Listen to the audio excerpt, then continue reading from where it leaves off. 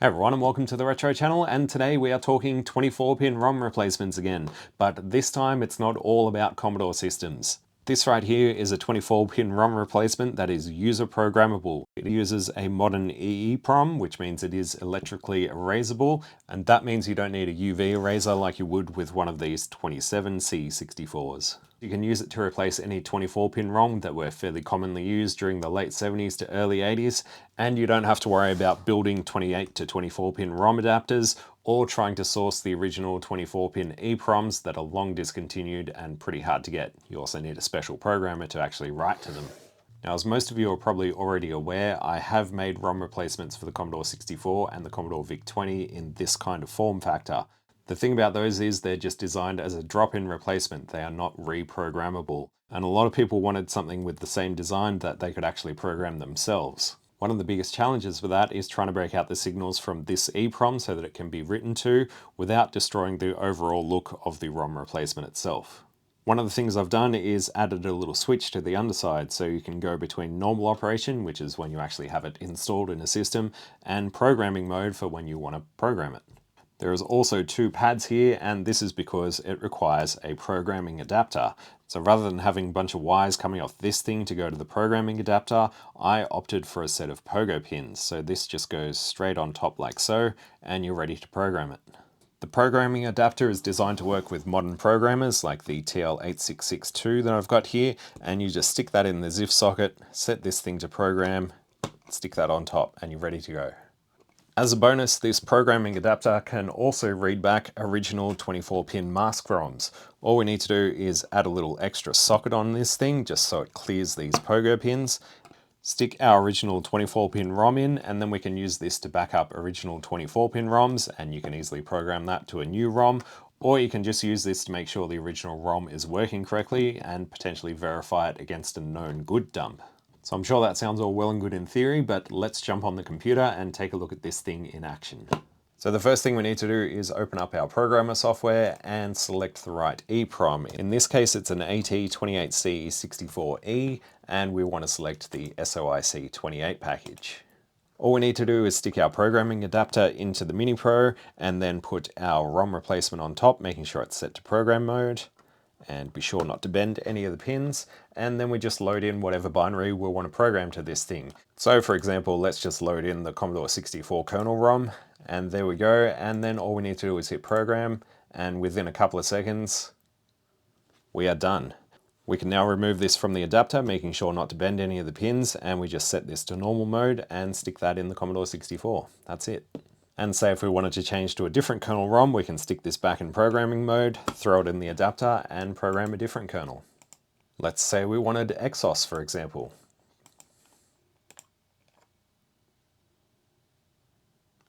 Done. And as I mentioned, you can also back up original ROMs with this. So we'll just stick an extra socket on top of this, throw our original ROM in. And because the Mini Pro doesn't officially support these ROMs, we just need to turn off pin detect, and then we can read this ROM back. So this is a 901.229-03 ROM. I think it's from a Commodore 1541 disk drive, and there are dumps of this ROM available online. So let's just verify this ROM against those dumps, make sure our ROM is working correctly. So I've already got a copy of this ROM from Zimmers right here, so we'll load this into the buffer, and then all we need to do is hit verify, and that'll check our downloaded ROM against the ROM that we've got right here, and it says verify successful. And of course, if we wanted to make a copy of this ROM, we'd just read it back, pop out the ROM and our extra socket, throw in our programmable ROM, and hit program. Now what I am curious about is these ROMs here. These all came from a Commodore 64 that I recently repaired on the channel, so let's see what they do in this thing. I'm curious if they're just shorted out or if they're just corrupted somehow. Let's stick them in and find out. So we'll hit read and see what it says. Well, the read worked, but as you can see, this is all FFF, so there is nothing there. Oh, wow, nothing at all. This ROM has just forgotten everything. Well, that'd be why it didn't work. Let's see about this one.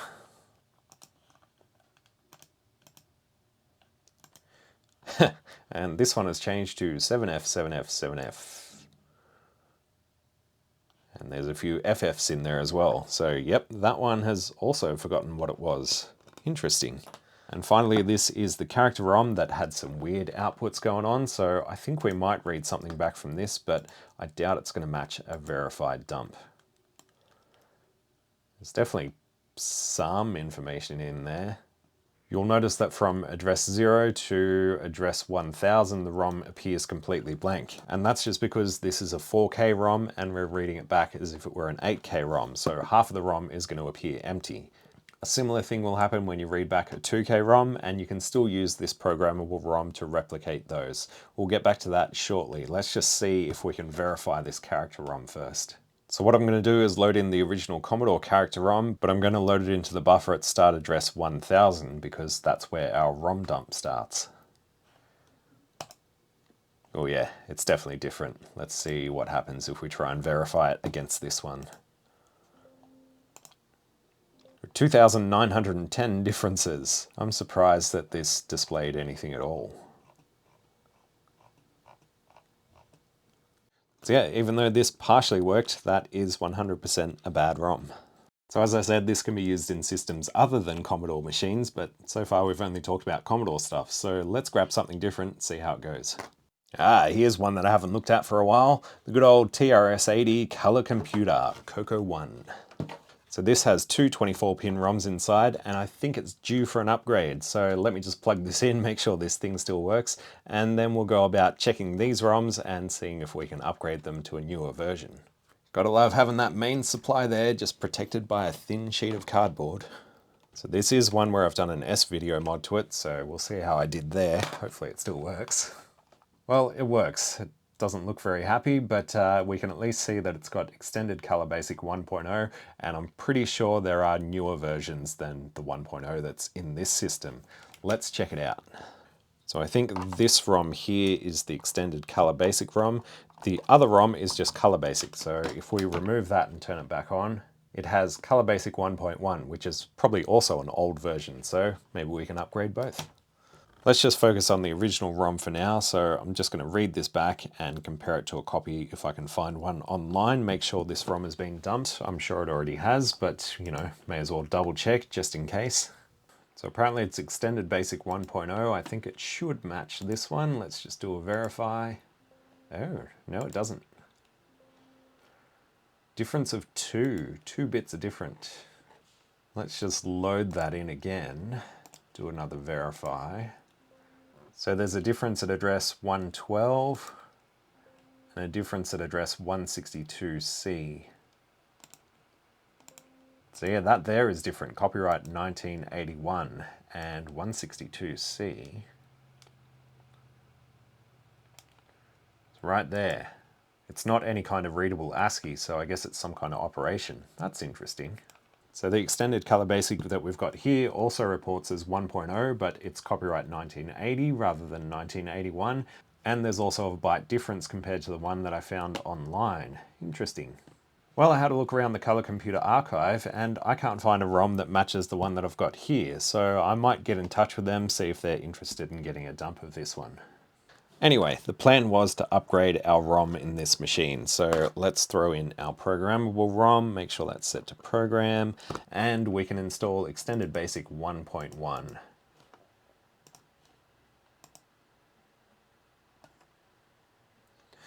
That's done. We can pop this out, set it to normal, bring our Coco back over, drop that in, and we should be good. And just like that, we've done our ROM upgrade. I've really got to fix that video quality. Ugh. Let's check out the color basic ROM while we're at it. Maybe that hasn't been dumped either. We'll stick that in there with our socket and read this one back. All right, that all looks normal. Color basic 1.1, let's compare it to another dump. Color basic 1.1. Verify. Okay, this one does match the ones that are found online. So let's take that socket off and program a new ROM.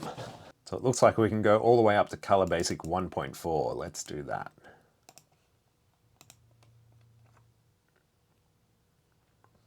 Cool. Set that to normal. Throw it in there. Power on.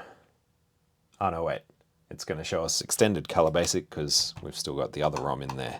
I've got to pop that out to see the ROM underneath it. There we go. Color basic 1.4. Hooray. And this is a good example of where one of these 28-pin ROM adapters wouldn't actually fit because it gets in the way of this capacitor here. I think a similar system would be the IBM 5150, which also uses 24-pin ROMs, and I'm pretty sure they're fairly tightly packed together, so that could be an option there, but I don't have a 5150 to test with, unfortunately. So that's all well and good for the Coco because it uses 8K ROMs, but as I said, 2K and 4K ROMs should also work with this. We just have to treat them slightly differently. So I've got a Commodore 64 character ROM. So again, this is a 4K ROM. This is an actual working one, I believe. And it does have a heatsink on top because these things do get pretty toasty. I think most of these older ROMs draw between about 50 to 100 milliamps. The replacement ROM I've seen draws around 3 to 5 milliamps. So the original ROM is in, we'll just read this one back. And as we can see, it is empty all the way up until 1000. So all the data starts down here. That's not such a big deal if you just program it straight to one of these replacements. You don't really have to change anything, but just to be safe, it is recommended to just fill up the entire ROM space with duplicate copies of this ROM. So for example, here we've got a 4K ROM and we want to double that so it's 8K. So if we just wanted to burn this to the replacement ROM, the easiest way to do that is just to select all the data that's here from 1000 all the way down to the end, copy all that, and then head back up the top to the start and paste it in. So now when we scroll back down to 1000, we can see the last part of the ROM ended with F0, F0, F0, F0. So that should match what we have at the very end, which it does. So then you could just burn that to the replacement ROM and it should work without issue. Now if you wanted to take a backup of this thing, the best way to do that is just to read it again. And of course we've got the first half empty now, so what we're going to do is just save this. And a really handy program for dealing with all kinds of ROMs is HXD, which I think is available on most platforms. So I've opened up the ROM file in there, and all I'm going to do is select everything in the first half, so up to 1000 hex, and hit delete. And that will cut all that out, and all we'll be left with is the actual 4K ROM file, which we can then save. And we can even use HXD to compare it to another dump of this ROM. And it does indeed match the original character ROM dump, so that is how you deal with ROM sizes that are under 8K using this setup. And if you really wanted to, you could use HXD to duplicate the ROM size. So if I just select all and then paste it at the end of the ROM, we're back to having another 8K ROM with duplicate data in both halves. So there we go, that's just a few examples of what we can do with this reprogrammable ROM and also the programming adapter.